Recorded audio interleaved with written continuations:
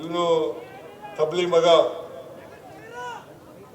ಮಗ ಇವನನ್ನ ನಿಮ್ಮ ಜೋಳಿಗೆಗೆ ಹಾಕ್ತಾ ಇದ್ದೀವಿ,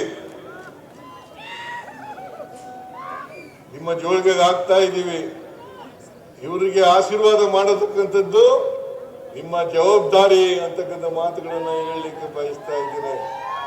ಬಿಜೆಪಿಯವರ ಆಸೆ ಆಮಿಷಗಳಿಗೆ ಒಳಗಾಗಬೇಡಿ. ಬಿಜೆಪಿಯವರ ಆಸೆ ಆಮಿಷಗಳಿಗೆ ಒಳಗಾಗಬೇಡಿ. ಚರಂತಿ ಮಠ ಹತ್ರ ದುಡ್ಡಿರ್ಬೋದು, ಗೊತ್ತಿಲ್ಲ ನನಗೆ, ದುಡ್ಡಿಲ್ವಾ? ಅವ್ರ ತಮ್ಮ ಇಲ್ಲೇ ಇದ್ದಾರೆ, ಮಲ್ಲಿಕಾರ್ಜುನ ಚರಂತಿ ಮಠ.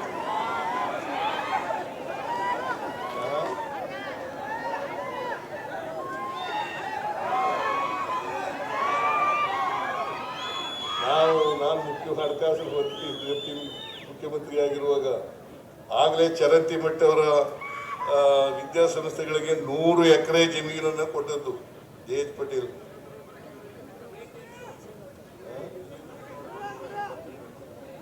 ಅದಲ್ದೇನೆ ಜೆ.ಎಚ್. ಪಟೇಲ್ ನಾನು ಇರುವಾಗಲೇನೆ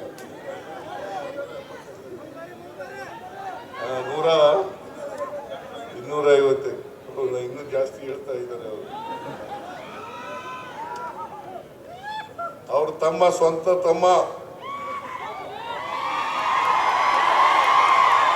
ಹೋದ್ ಸಾರಿ ಪಕ್ಷೇತರರಾಗಿ ಸ್ಪರ್ಧೆ ಮಾಡಿದ್ರು.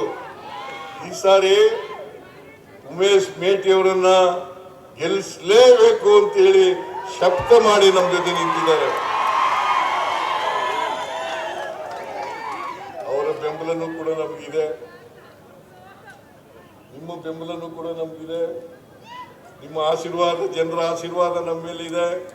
ಅದರಿಂದ ಉಮೇಶ್ ಮೇಟಿ ಅವರನ್ನ ಗೆಲ್ಲಿಸಿ ವಿಧಾನಸಭೆಗೆ ಕಳಿಸ್ತಕ್ಕಂಥದ್ದು ಮೇಟಿಯವರ ಆತ್ಮಕ್ಕೆ ಶಾಂತಿ ಸಿಗ್ತಕ್ಕಂಥ ಕೆಲಸವನ್ನ ನೀವೆಲ್ಲರೂ ಕೂಡ ಮಾಡಬೇಕು ಅಂತಕ್ಕಂಥ ಮಾತುಗಳನ್ನು ಈ ಸಂದರ್ಭದಲ್ಲಿ ಹೇಳಲಿಕ್ಕೆ